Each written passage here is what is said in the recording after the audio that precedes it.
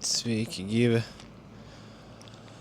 Nu ką, naktis praėjo, atsikėliau, dabar 7 ryto. Atsikėliau šiaip anksti daug kartų kėliausi, žiauriai prastai išsimiegojau. Nes vakar, kaip minėjau, kad čia kažkas blykčioja, žaibas, ne žaibas, bet garso nėra. Tai paskui atsiguliau į palapinę, pasižiūrėjau, kad čia audra už 100 kilometrų, tai ten pavadinimą atskirą turi, bet iš esmės pakankamai toli, kad nieko negirdėtum, bet kadangi šviesa yra greitesnė už garsą, matosi tas žaibas, bet nesigirdi. Tai va, tai žodžiu, ten kalė, nežinau, aš kol važiavau 2 valandas kalė ir paskui, kai pasistačiau palapinę atsiguliau, tai irgi dar gal 1,5 valandos. Taip užmiegi, atsikeli, žiūri, dar blykščia dar labiau. Tai va, bet pasižiūrėjau, prisisinčiau appsų visokių visko, pasižiūrėjau, kaip ta audra aplink mane eina. Tai taip ir gavosi, kad visiškai aplink mane ėjo ir praėjo, bet rodė, kad vis tiek vėjas labai pakils, čia ne žaibos, bet pradės lyti ir vėjas sukils. Nu tai pergyvenau biškį, kad vis tiek tie appsai ten rodo, bet ne visada 100% parodo, galvoju, ateis čia, pradės žaibuot, ta palapinė čia, taip bandžiau prisiveršti, bet vis tiek, jeigu labai stiprus vėjas, dar nupūs, nes koliukų į žemę nėra, kur čia cemento pagrindas, tai jau tik tai 7 ryto sulaukiau, galvoju, viskas, reikia keltis, reikia varyt. Pasižiūrėjau ten tos appsus visus, rodo, kad iki 1 valandos nieko nebus, o jau nuo 1 ar apie 1 prasidės ir čia žaibavimas visam šitam regione. Lietus, nu žodžiu, audra ta, kuri buvo ten toliau. Ir truks nuo 1 iki 10-11 valandos. Nu, yra kaip yra, tai susidėjau viską, jau palapinę, viską sudėta. Ir važiuosiu, pasižiūrėjau, kad už 2 valandų kelio yra miestelis, kuris turi jau viešbutį, hostelį, nelabai suprantu, kas ten tiksliai yra. Manau, kad ten ir apsistosiu, nu nes tiesiog per tokį orą, per žaibus, per audrą su dviračiu tikrai nevažiuosiu. Tik lietus būtų, tai dar gal. Toj oras jau gerės, rodo lygtais, kad vis tiek lis, bet, nu, per lietų dar nėra tai baisiai. Tai va, šiaip dar baimė biški buvo, kad irgi jeigu audra netyčia labai užkiltų, tai čia labai status kalnas yra ir yra prikritusių didelių akmenų. Tai reiškia, kad biški pakrenta tie akmenys čia. Tai kažkaip galvoju, čia va palapinė visiškai buvo tarp suoliukų. Tai galvoju, kaip kris čia, kad ant manęs neužlėktų. Nu, bet tada pergalvojau, what's the chance, tai nieko, išmiegau, žodžiu, viskas gerai praėjo, dabar iki to viešbutuko tik dalėkt saugiai. Vakar daug vaizdų ir nemačiau, nes, sakau, gal 1,5 valandos tamsoj važiavau. O ten dar vienas tunelis yra šone, tai tų tunelių vakar 6 gal pravažiavau. Ir dar panašu, kad reiks nemažai pravažiuoti.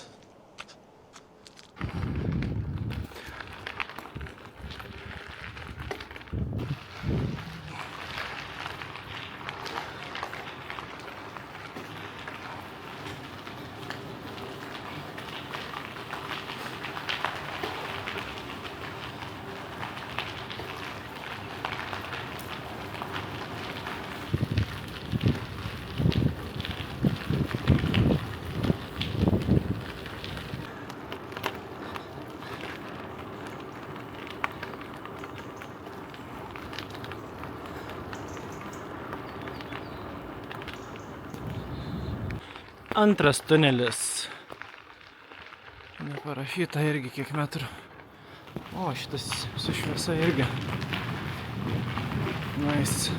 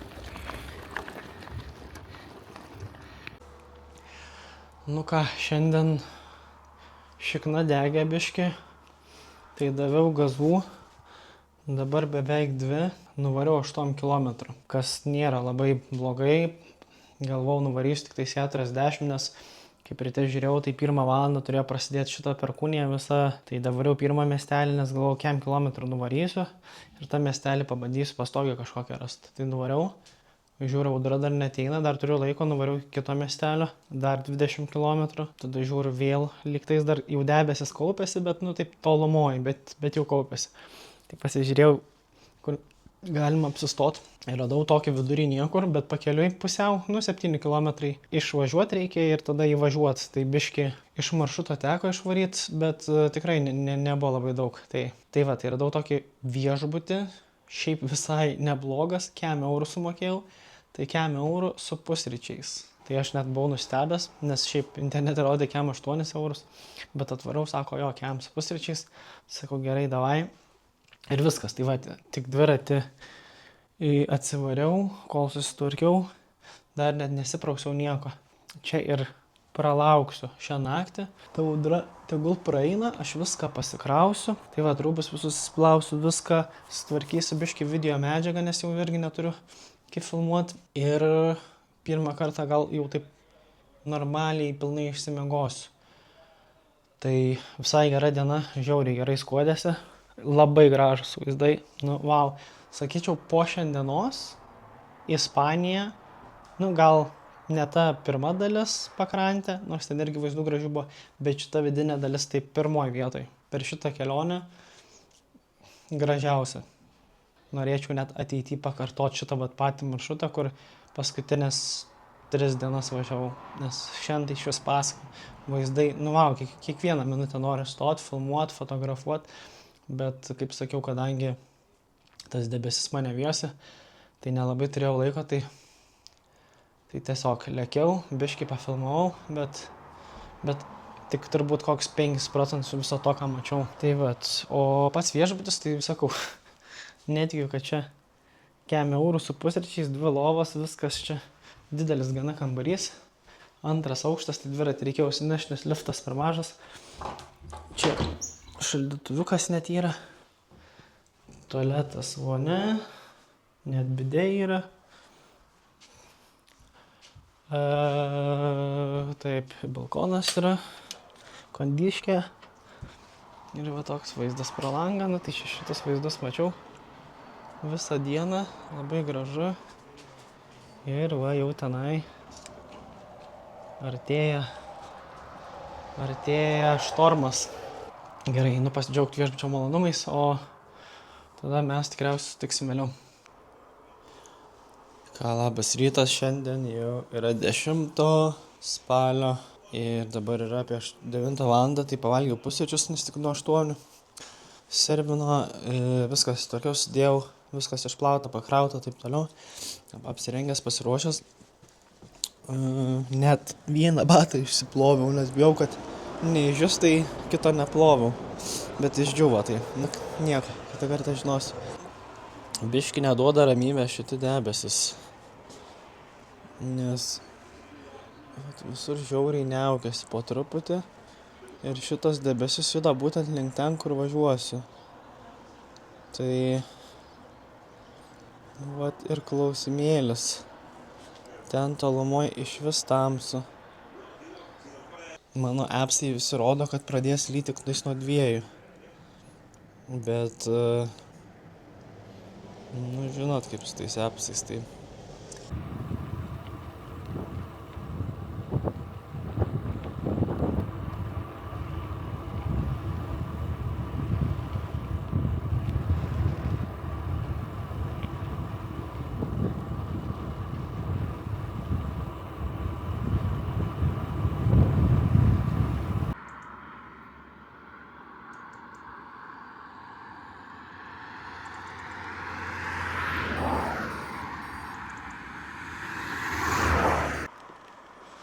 Nu ką, pasisekė.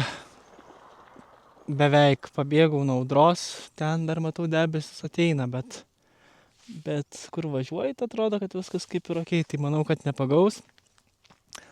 O šiaip šiandien įkalnės irgi man rodos 1100 ar 1200 kažkas tokio. Tai ir nuokalnės yra smagios, bet ir įkalnės yra. Tai vieną jau kalną įvažiavau, dabar leidžiasi ir paskui vėl reikės kilt. Ir tada kitam segmente irgi įkalnės yra apie 1100. Tai irgi reikės pakilt, viso šiandien to segmento nenuvažiuosiu, bet bent jau įkalnę tą norėčiau nuvaryt, kad ryt nereiktų. Kur akis mato, ten alyvuogių laukai. Tiesiog visur. Į vieną pusę, kitą pusę, ten, visur. Šiam kilų nuvažiavau, tai vien šitų alyvuogių laukai ir viskas. Nežinau, ar kitą medį mačiau. Ir viskas taip susodinta gražiai. Nu, vietom daug ir prikritę, aišku, matau, kai kur ir pravedžiota drakinimo sistema ir panašiai. Tai tikriausiai gal kaip derliaus atsiranda, tada ir nuima. Bet čia tokį kiekį nuimtai eina savo. Ta prasme, čia 100 kilometrų. Nes ir vakar belė kiek pravažiavau, ir užvakar, nu žodžiu, šitą visą Ispaniją beveik įvažiavusi vidurį vieną alyvuogės. Dar vynuogių laukų porą mačiau, bet ten pačioj pradžioj tik tais. Vienoj kaviniai sustojau prieš 10 kilometrų. Kavos pasiėmiau mažuose kaimeliuose, gyvenvietėse, tai žmonėm biškį įdomiau. Kur tu čia važiuoji, ką tu čia veiki su to dviračio apsikrovęs, tai angliškai mažai kalba, bet vis tiek taip kažkaip susišneki, tai vat pavaišino mane ir kumpio. Tokiai parduotuvėliai užėjau, tai pripjausti ir kumpio, ir kitų skanukų.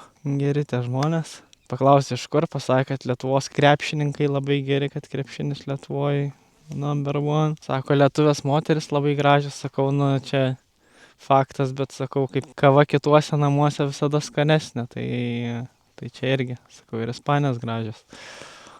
Tai žodžiu. Pasijuokėm. Ir viskas, ir atgal grįžau į kelią. Gerai. Važiuoju toliau. Ką, užkilau tą kalną, galvoju čia ir užkasiu. Nusipirkau tiesiog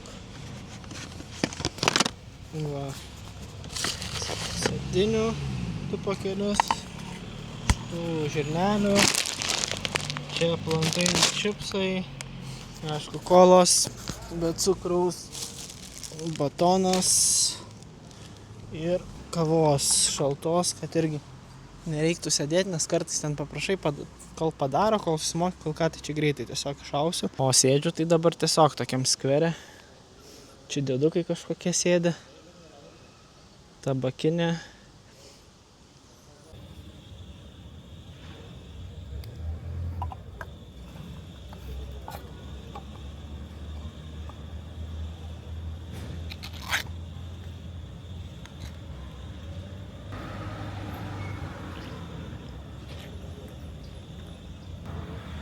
Nežiūrėjau, ar jūs geriat šitą skystį žirnelių, bet aš tai kalu. Man jis kaip sultis. Tikrai neblogai.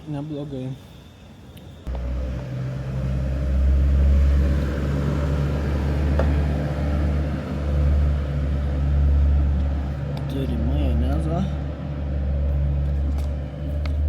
Dar nuo Prancūzijos. Pasimaišom.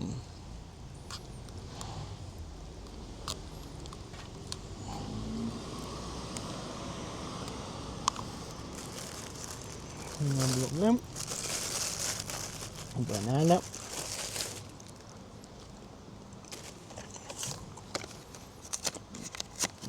Sardinės. Turėtų užtekti. Tos sardinės tai man kaip šprotai grinai. Toks mano pietų stalas.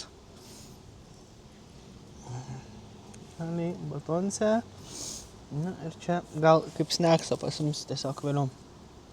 O Pepsi nusipirkau užgert, kad skrandį nuplautų, atsigaivint. Ir tada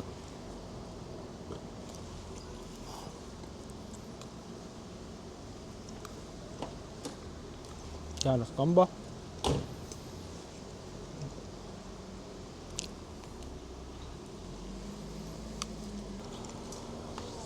Šiaip atrodo, kas čia yra, bet vis tiek 12 eurų kažkur gavosi. Tai aišku, sneksai, kava tas anas. Bet, manau, būčiau gal ir pavalgęs už tiek. Negaliu sakyti, kad neskanu labai. Sakyčiau, net visai okei.